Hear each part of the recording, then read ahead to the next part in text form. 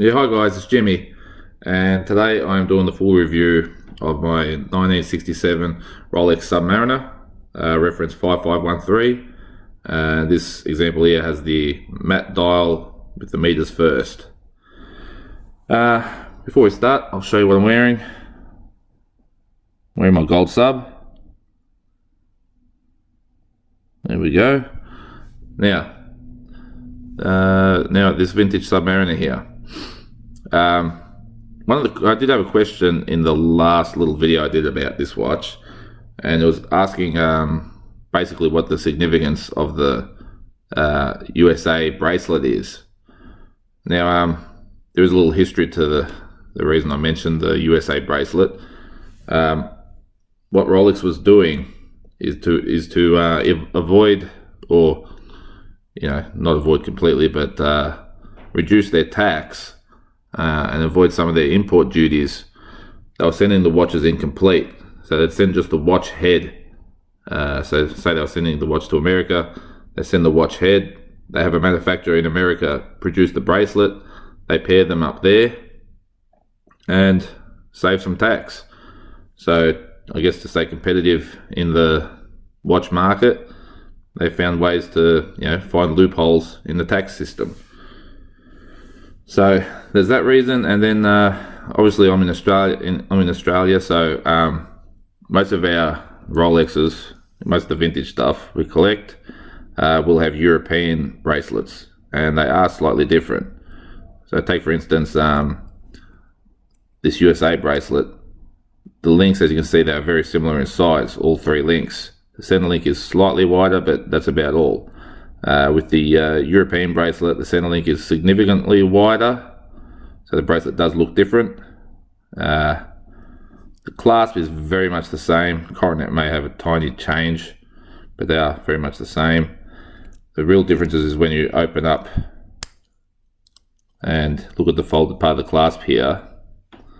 It's upside down, hang on. The European one has the big font Rolex on these parts of the clasp inside, whereas the USA one, just wait for it to focus. As you can see, it says Rolex USA. It's got a coronet stamp. It's got a C and I, which is the manufacturer, and then it's got the date. So it's the 7th month of 67.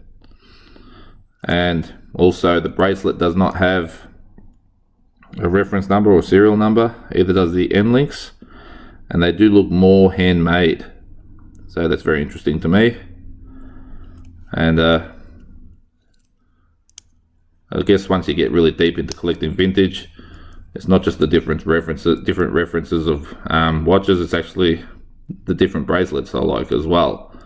So I've got a majority of them. So I've got the USA riveted bracelet, which is on this watch. I've got the European one as well, the following bracelet, which is the folded link, and then you go to the solid link with the hollow center links, and then after that you go to the full solid linked bracelet. So I've basically got most of them. And as for the watch itself here, you can see the lines are very nice on it. Chamfers are very nice. I would say it's been polished before, but very sparingly, because it retains all its original lines, which is great. So many are over polished or have been polished by an amateur that they just ruin them and lose their lines and their symmetry. They'll have lugs that are some thinner lugs than others, especially with the crown guards. You'll find ones where typically the lower crown guard has been over polished. I don't know why, but so many I see, it'll be the lower one that's really thinned out. But it is lovely. Yeah, very symmetrical. Bezel insert has a lot of corrosion around the crystal edge, but it is the original insert. Under magnification, the indexes here have serifs on them, which are really nice. Dial is in beautiful condition.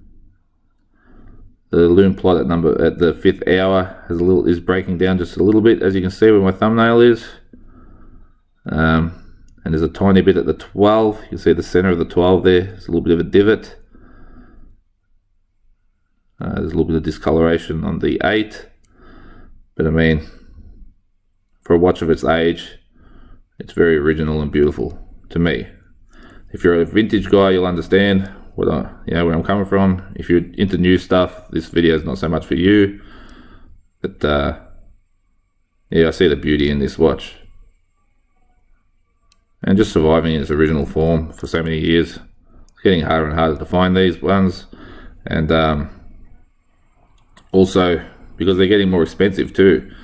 So there's no more in the I think that in the 4-digit reference Rolexes, there's no more bargains to be had. There's nothing cheap out there, unless of course it's a Franken watch, and those watches aren't worth collecting. It might be good if you want to just a watch to wear, but for collecting, I don't know, it's not for me anyway. Anyway, what came with this watch? We got a later box. We got the outer box here. This is sort of an 80s or 90s box. There's the box itself, just with the large pillow, as you can see. It's got the big pillow in there. Even though it's the wrong box, I took it. Happy to have some vintage boxes. Got a little wallet here. I've got the original paper for this watch. This is the only original thing that came with it. There is an anchor here also. I think it's period correct. I'm not sure, I haven't really looked into the anchor. But of course this paper is correct. It's a punch paper. It's got the serial number at the top. And it's all signed, it's dated. It was bought in 74, so it sat around a little while. So Rolex was not like it is now. They were, I guess, not as desirable. It was just a tool watch. No one was buying them as luxury goods. So yeah, I've got to be very careful with this paper. It's been folded for so long, it's about to fall apart. And then, if we have a look in here, got an anchor. Try and get it to focus.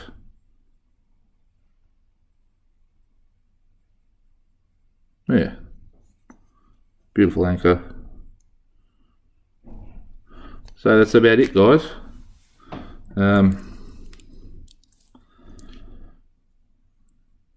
There's the watch.